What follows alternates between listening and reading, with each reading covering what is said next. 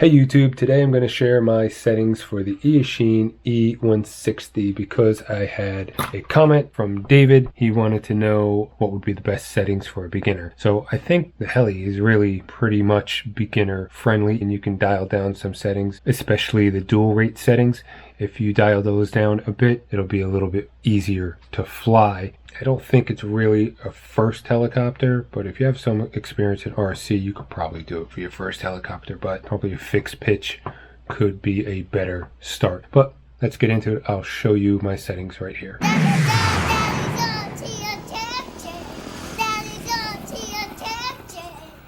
Subscribe. Ding the bell. First off, I want to make a suggestion. Mode is here, but this is the model number. A lot of people think that's the mode, but that's the model number right there. What I've done is I made a little list 0 through 9, and I put what model I have on each number. That's the first thing I think you want to do, is make a list, and you stick it right on your controller, and you know what number corresponds to what model you're using. That's if you have more than one model, obviously. So straight into the settings, press the mode button. That'll bring up this menu right here. Reverse, I didn't reverse anything. They're all kept in the lower position. If you use this wheel and you scroll down to dual rates, this switch will change your dual rates. That's indicated by this little triangle here. 1/2 is low rates. When they're both lit up, that's high rates. I'll show you my low rates. To see your rates and to adjust the parameters, you hit this button here, and then you dial to which parameter you want to change. And I think the first one is aileron, I think, then elevator, then rudder. You know, when you're adjusting it, check it with your heli, make sure that you're making the right adjustment. In the low setting, I have 80, 80, 80 across the board, and then I have 100 across the board. So if you are new and you want to do something a little bit more tame, you might want to take the low setting down to say 65, 70, and it's going to be very, very super mild at those rates. To get out of this, you press the back button, and then let's scroll down to exponential. In this case, minus is going to be more exponential. On other transmitters, positive is more exponential, but on this one it is reversed. So I have it at -0.7 for, I believe, all of them. No, actually on rudder I have 0 exponential, but on aileron and elevator I have -7. Center stick here, it's going to be a lot softer until you get outside that center. So that kind of gives you a little bit of forgiveness towards the center stick. Some people like a lot of exponential. I don't like a lot. I like instant response. So play with that and see how you can make it work for you. Okay, let's get back out of here. So now on to T-curve or throttle curve. So in stability mode, 1 would be basically you're resting on the ground with 0 throttle. 2 would be your blades are spooling up. 3 would be you're just about ready to take off and just about taking off when you get to 4, and then 5 you're flying around. So adjust these how you see fit. I like it to go from 0 to 60. Some people like 0, 25, 50, 75, 85 or 90. I find for such a small heli that the jump to 60 from going from 0 to 60 really helps the head speed jump up there, and you're able to get up in the air quicker. So in idle up for T-curve, I have set to 92, 90, 88, 90, 92. So there's a little bit of a curve there. As you can see, it kind of goes down, like up and down like that. So idle up is exactly what it is, what it's saying. The idle remains up at all times. It never goes down throughout the complete throw of the throttle stick. The difference here is that at mid stick, when you go down, now you have negative pitch, and that's for flying upside down or inverted. And when you go up, you have positive pitch, and that's for flying right side up.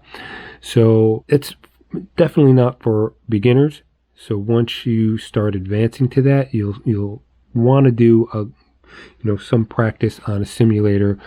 Tell you the truth, when I learned 3D, I actually learned on a little heli like this E160, and I just taught myself in the air with a real heli, and consequently I had a bunch of crashes and had to replace parts and stuff.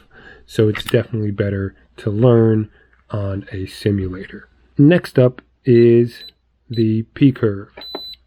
So P curve is your pitch curve. It is the way that your blades will move.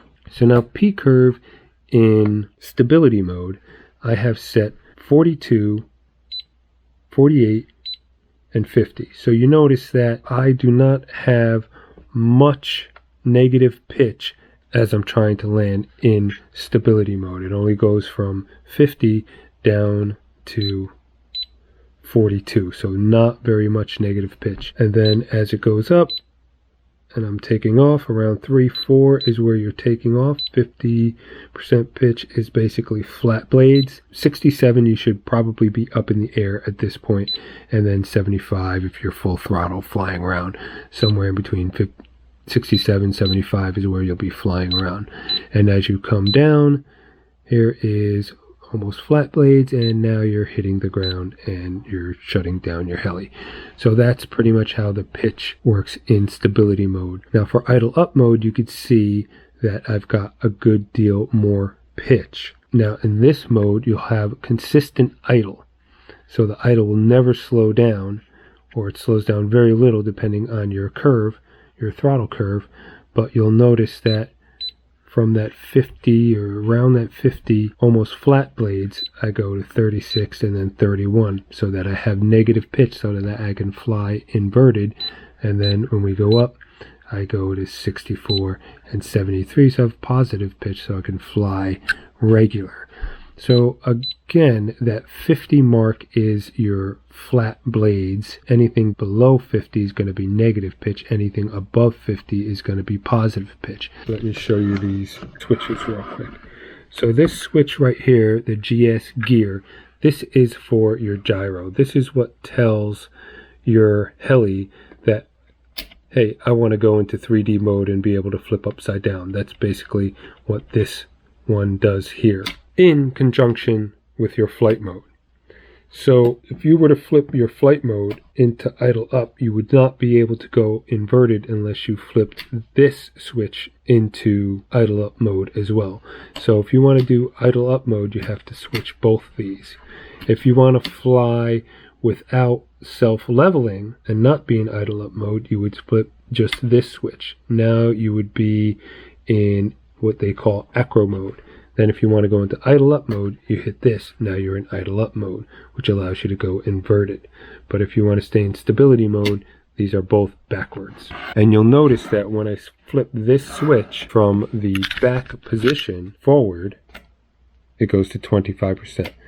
Again, when I flip this switch from the back position, which is for stability mode, you've got 75, which means you have that stability that will keep you from banking past a certain angle.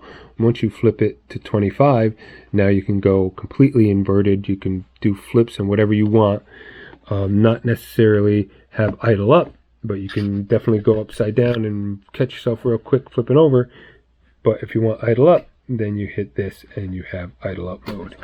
Lastly, we have another menu that can come up here on the side. What you need to do is you need to press the mode and the back button pretty much simultaneously. So if you do this, you get the second menu.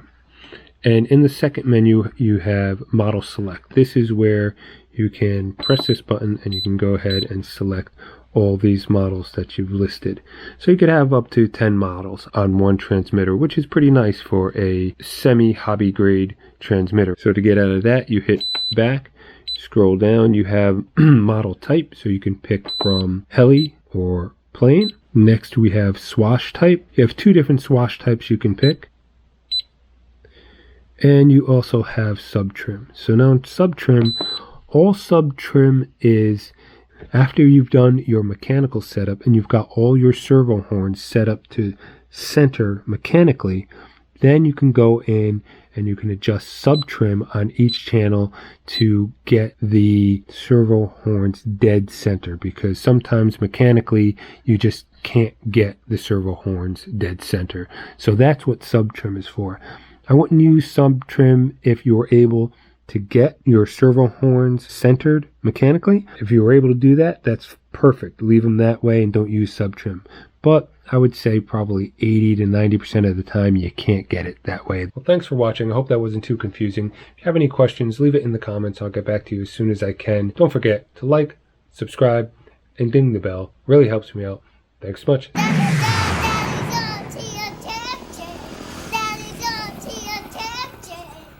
Subscribe.